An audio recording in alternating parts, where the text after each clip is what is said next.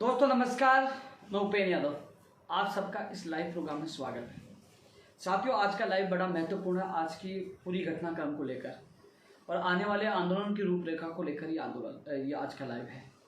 साथियों, जो शहीद स्मारक पर कई साथी हमारे डटे हुए हैं और पूरे दिन पर डटे रहे, और मैं शहीद स्मारक पर क्यों नहीं पूछ पाया इस लाइव में मैं आपको जवाब दूंगा, क्योंकि हर बात का जवाब मैं आप लोगों को दूंगा।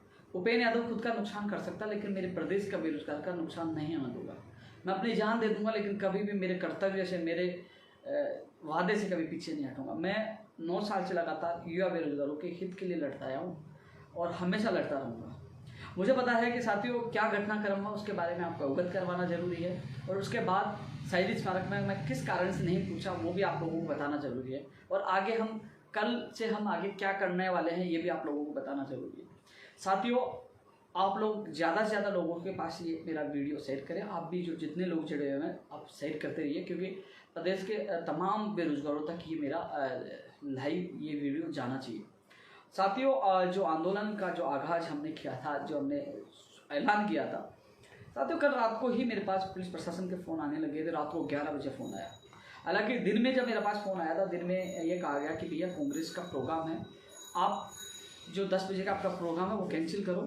आपको 10 बजे का प्रोग्राम कैंसिल करना पड़ेगा, आपको बाद का समय दिया जाएगा। मैंने कहा मैं समय चेंज नहीं करता। करीब वो 3-4 बज गए होंगे जब मैं ऑफिस में बैठा था, तब पुलिस प्रशासन का फ़ोन आया। मैंने कहा कि मैं चेंज नहीं कर सकता, क्योंकि मेरे काफ़ी दूर दूर के लोग राजस्थान के जो अलग अलग ज़िलों से हैं वो निकल चुके हैं। ट्रेनों में उन्होंने टिकट बुक करवा लिया है, वो देर रात तक या सुबह तक पहुँच जाएंगे। मैं आंदोलन कैंसिल नहीं कर सकता। एडिशनल एसपी से मेरी डिप्टी ने बात करवाई, तो उन्होंने कहा कि एक काम करिए, आप 2 बजे का प्रोग्राम रख लीजिए। मैंने कहा 2 का नहीं, पहले कहा, उन्होंने कहा 5 बजे का रख लीजिए। मेरे को सर सुबह लोग 8 बजे पहुंच जाएंगे, 5 बजे तक कहाँ रहेंगे? हजारों की संख्या में लोग आएंगे, कहाँ भटकेंगे, कहाँ जाएंगे? जिन लोगों को मैंने सुबह बुलाया ऐसा हो नहीं सकता। उन्होंने कहा 2 बजे का रख लीजिए। उन्होंने फिर मैंने कहा साहब 2 भी लेट है। ऐसे जिद करने के बाद हमारे बीच में तय हुआ था कि 1 बजे के बाद आप कभी भी आ सकते। तो साथियों, मैंने लाइव में आपको कहा था 12 बजे के बाद कभी भी आ जाना। 1 बजे का मैंने ट्वीट करके आप लोगों को बता दिया था। पुलिस प्रशासन से हमारी परमिशन को लेकर सहमति हो गई है। रात को 11 बजे पुलिस प्रशासन का फोन आया, बोले कि आपका धरना कैंसिल होगा, आपको नहीं करने देंगे, एक भी व्यक्ति नहीं आएगा, मुकदमा दर्ज कर देंगे, ये कर देंगे। साथियों, रात को करीब 4-5 बार फोन आया। उसके बाद मेरे असमंजस की स्थिति थी, लेकिन ये जरूर था कि आंदोलन दबेगा नहीं। मैंने साफ कह दिया, मेरे प्रदेश के युवा घर से निकल चुके, आंदोलन नहीं रुकेगा, आपको जो करना वो करिए। ये आंदोलन न मैं कुचलने दूंगा और न रुकने दूंगा।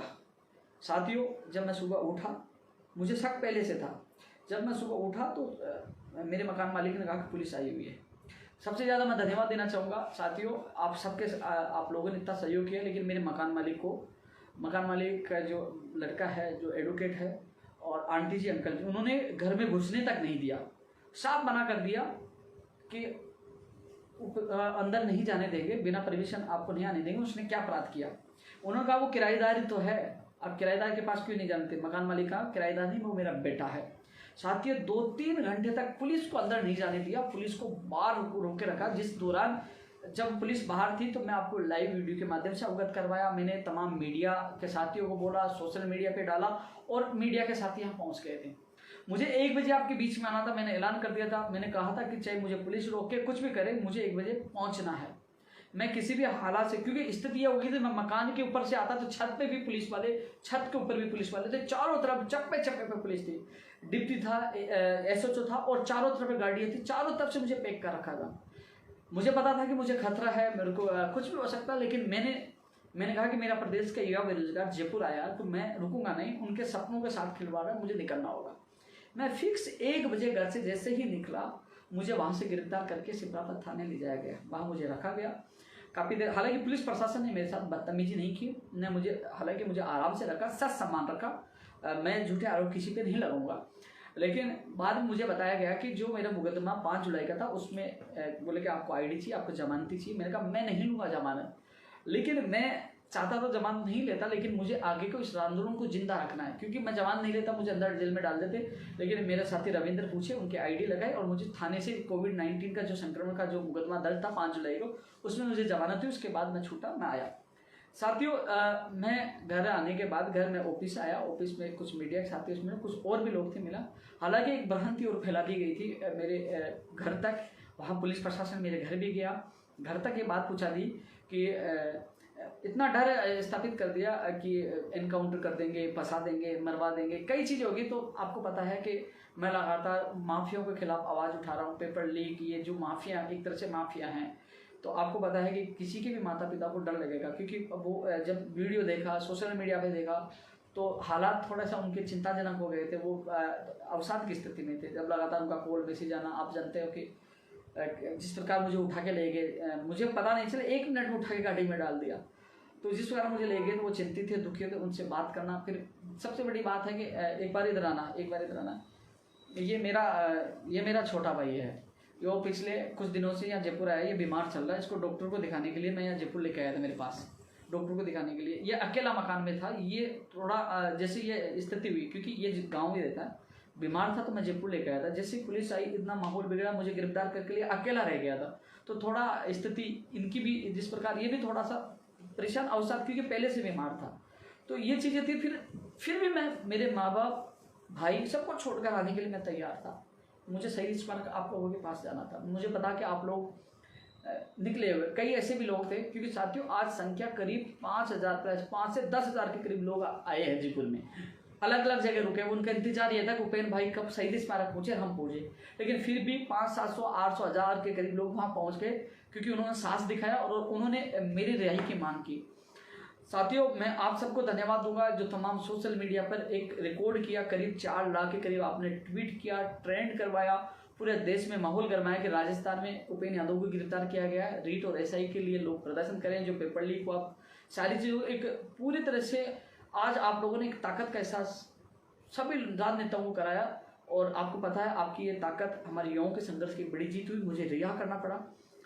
जो शहीद स्मारक की जो घटना है साथियों, जब बीजेपी सरकार थी, तब जब मैं आंदोलन करता था, जब आंदोलन में करता था, तो मेरे आंदोलन में कोई भी कांग्रेस का नेता शामिल नहीं होता था। क्यों नहीं होता था साथियों? इन राजनीतिक पार्टियों की, सरकारों की पॉलिसी होती है, यदि कोई राजनेता आपके साथ आएगा तो तुरंत आरोप लगाते हैं, आंदोलन को खत्म करने में टाइम नहीं लगाएगी, ये तो उस पार्टी के इशारे पे काम कर रहा है। जब मुझे पता चला कि एबीवीपी के छात्र नेता वहाँ मौजूद थे, वो उस आंदोलन का नेतृत्व कर रहे थे, ऐसी स्थिति में मैं जाता तो मेरे ऊपर आरोप लगता है कि एबीवीपी या बीजेपी के कहने पे मैं कर रहा हूँ, क्योंकि मैं इस आंदोलन को जिंदा रखना चाहता हूँ। पहले दिन से बिना गैर राजनीतिक पार्टी, बिना गैर राजनीतिक मंच, यानी कि शुद्ध बेरोजगारों के साथ मैं आंदोलन करता आ रहा हूँ। एबीवीपी के छात्र हो चाहे बीजेपी के नेता हो, इन्होंने हमारी आवाज़ उठाई, साधुवाद के पात्र है, मैं धन्यवाद देता हूँ। लेकिन मेरी, क्योंकि मैं किसी पार्टी से जुड़ा हुआ हूँ नहीं, ये अच्छा काम करें, युवाओं की आवाज़ उठा रहे, चाहे बीजेपी के दिग्गज नेता हो, चाहे एबीवीपी के पदाधिकारी, चाहे किरोड़ी बाबा जो लगातार युवाओं की आवाज़ उठाते, मैं इनके खिलाफ नहीं, अच्छा काम करें, ये धन्यवाद के पात्र है, ये युवाओं की आवाज़ उठा रहे। लेकिन कहीं ना कहीं मैं, जैसे अब सुनने में आएंगे किरोड़ी बाबा, किरोड़ी जी जो बाबा वहाँ शहीद स्मारक पे, मैं जैसे जाऊँगा ये कहेंगे उपेन यादव किरोड़ी बाबा से मिला हुआ है या बीजेपी से मिला हो, मेरे ऊपर आरोप लगना और इस आंदोलन खत्म होना। क्योंकि मैं कल एक बार हमारे जो संगठन के पदाधिकारियों की मीटिंग करके कल मैं बड़े आंदोलन के ऐलान कर रहा हूँ। पुलिस प्रशासन ने कहला कि आपने अनुमति नहीं ली, जबकि मैंने अनुमति ली थी। मैं कोर्ट के बाद कैसे भी मैं वापस एप्लीकेशन लगाऊंगा, वापस इस आंदोलन को वापस जितना करेंगे, लड़ेंगे, अंतिम दम तक लड़ेंगे। एक बार नहीं, मुझे 1000 बार जेल में डालेंगे, मैं पीछे नहीं हटूंगा। लेकिन साथियों, मैं आपको बताना चाहूंगा कि गैर राजनीति, क्योंकि ये इस चीज को उनको मौका मिलना चाहिए कि उपेन यादव तो राजनीतिक पार्टी का सहारा लेकर जानबूझ के पार्टी को बदनाम कर रहा है, सरकार पर कई आरोप लगते हैं, ये बीजेपी के इशारे पे कर रहा है, ये कई आरोप लगते हैं। तो साथियों, मैं इसलिए मैं शहीद स्मारक नहीं आया, क्योंकि वहाँ एबीवीपी के लोग भी थे, काफी लोग थे, इसलिए मैं नहीं आया। क्योंकि मैं हमेशा, आप लोगों ने देखा होगा, जब मैं बीजेपी सरकार थी तो कांग्रेस के कोई भी पदाधिकारी मेरे नहीं आता। अब कांग्रेस सरकार है तो बीजेपी का कोई मेरा आंदोलन नहीं आता, और यदि भविष्य में बीजेपी की सरकार आती तो कांग्रेस का नहीं आएगा, क्योंकि मैं आंदोलन मेरे बेरोजगारों के लिए करता हूं। और मैं इतना विश्वास दिलाता हूं कि मैं मेरी जान दे सकता हूं, मैं मेरे किसी बेरोजगार के साथ गलत नहीं होने दूंगा, उनके लिए मैं संघर्ष करूंगा। आप सब समझदार हो, क्योंकि राजनीतिक रंग जिस मामले को मिल जाता, कहीं ना कहीं उसकी सफल होने की संभावना बहुत कम होती है। आरोप प्रत्यारोप करते हैं। मैं बाबा किरोड़ी का विरोध नहीं करा, किरोड़ी जी का विरोध नहीं करा, मैं किसी एबीवीपी या राजनीतिक पार्टी का विरोध नहीं करा। उन्होंने आवाज़ उठाई, सहयोग किया, उन्हें धन्यवाद। लेकिन मैं मेरे आंदोलन को जिंदा रखना चाहता हूं, जो मैं पहले दिन से, कोई सी पार्टी हो, मैं बिना राजनीतिक मंच बनाते मैं हमेशा युवाओं के शुद्ध पीड़ित बेरोजगारों के साथ आंदोलन किया, उनको लेकर चलाऊं। और आज भी करीब 10,000, 5,000 प्लस 10,000 के करीब लोग इकट्ठा होने वाले थे, बड़ी तादाद। पुलिस प्रशासन ने जो पूरी खुफिया जो सूचना जुटाई, उनको पता था कि बड़ी संख्या में लोग आएंगे, और आज बड़ी संख्या में लोग आते तो हमने पहले तय कर लिया था कि हम लोग सिविल लाइन्स में कूच करते और वहाँ सिविल लाइन्स में ही जाके हम धरना देते जब तक हमारी मांगे पूरी नहीं हो जाती। उनको पूरा पता था कि इस बार बड़ा कुछ होने वाला, क्योंकि 10 तारीख को, 20 तारीख को हम चले गए, 22 तारीख को हम चले गए और हमने 8 तारीख की लड़ाई का ऐलान किया था। आपने मेरा लाइव में भी देखा होगा। तो पुलिस प्रशासन को पूरा एहसास था कि इस बार बड़ा पंगा होगा। उससे पहले ही चारों तरफ से नजरबंदी कर दी गई। मैं घबराया नहीं, फिर भी मैं आप लोगों के लिए निकला। मुझे लिखित में भी लिया गया है कि भविष्य में आप बिना परमिशन कोरोना गाइडलाइन में आप कोई भी आंदोलन नहीं करोगे, लिखित में मुझसे लिया गया है। लेकिन मुझे एक बार नहीं 1000 बार जेल में डालेंगे, मैं दबूंगा नहीं, न झुकूंगा। मेरे युवा बेरोजगार के लिए मैं लड़ूंगा। जो तमाम लोग साथी, जो मेरे साथी जो मुझसे जुड़े, मुझे अच्छी तरह जानते हैं, वो सब समझ गए होंगे मेरी रणनीति को।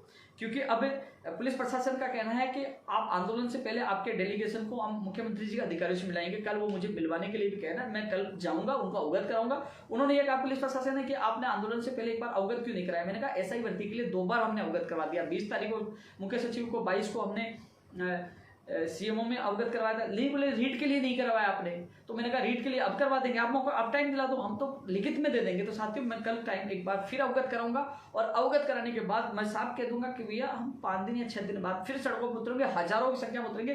कितने लोगों को गिरफ्तार करोगे? तो कल मैं एक बार मुलाकात करके कल समय और तारीख फिक्स कर दूंगा। साथियों मैं आपको कभी भी पहले भी अकेला नहीं छोड़ा था, न छोड़ूंगा। आपके लिए मैं जी जान से लड़ूंगा। जिस प्रकार आप लोगों ने प्यार दिखाया, जिस प्रकार आपने संकट में मेरा साथ दिया, और आप लोगों ने जिस प्रकार सोशल मीडिया पे एक ही नाम था, उपेंद्र यादव को रिहा किया जाए, आपने इतना मेरा सहयोग किया, तो मैं कैसे आप लोगों के लिए पीछे हट जाऊंगा?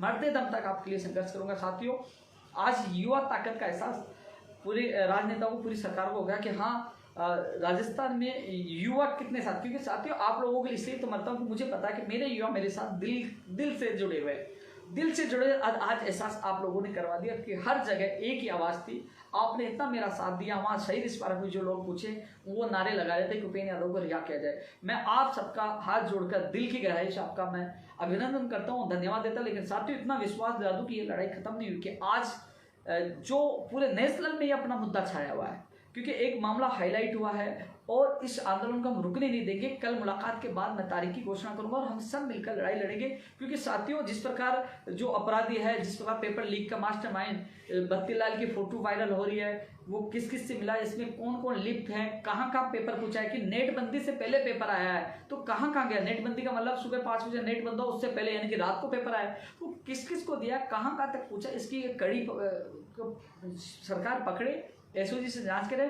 क्योंकि पेपर मुझे लगता है जिस प्रकार 1-2 दिन पहले आया था, कहीं ना हजारों की संख्या में, मान लीजिए किसी कोचिंग वालों को भी दे दिया होगा, तो कितने लोगों तो गया। और इसके अब सबसे बड़ा सवाल है साथियों इसकी तय तक, क्योंकि इसमें अब रोचक हो गया कि कहीं ना कहीं किसी राजनेता का संरक्षण इन लोगों को प्राप्त है और हम सब मिलकर पीछे पड़ेंगे तो उस राजनेता का चेहरा भी बेनकाब होगा और कड़ी से कड़ी जुड़ेगी, तो वो तमाम लोग जेल भी जाएंगे। और साथियों हम सब मिलकर आज पहले एसआई में हुआ, फिर रीट में हुआ और फिर अब पटवारी अन्य भर्तियों में होगा, तो हम सबको लड़ना होगा कि सख्त से सख्त गैर जमानती कानून बने। एसआई भर्ती 2021 का जो एसआई का पेपर जो बीकानेर से पाली आया, 12 लोग गिरफ्तार हुए और उसके बाद उस जांच को रोक दिया। 12 लोगों ने कहाँ कहाँ सर्कुलेट किया, कितने व्हाट्सएप पे डाला, ओमार सीट कैसे बाहर आई, जयदेव का क्या हुआ, वीडियो कैसे, और डमी अभ्यर्थी जो पकड़े गए थे, वो सारी चीजें उनको खुलासा नहीं, उनको दबा दिया गया।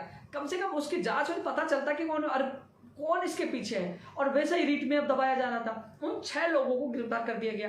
साथ ही आप सोचिए कि 6 लोग जो गरीब परिवार साथी अभ्यर्थी हैं, जिन्होंने पेपर देरी से पूछने का उन्होंने मामला उठाया, उन्होंने कहा कि नकल हो रही है, उनको राजकार्य का मुकदमा दर्ज कर दिया। उन 3 बेटियों का जो बिलक बिलक कर रोती रही, वही नहीं, इसके अलावा कई परीक्षा सेंटर पे कई ऐसे अभ्यर्थी हैं जो 1 मिनट लेट पूछे, उनको रो दिया गया। और जो 1-1 घंटे तक पेपर लेट पूछा है, उनको केवल निलंबन किया, उनको बर्खास्त क्यों नहीं किया।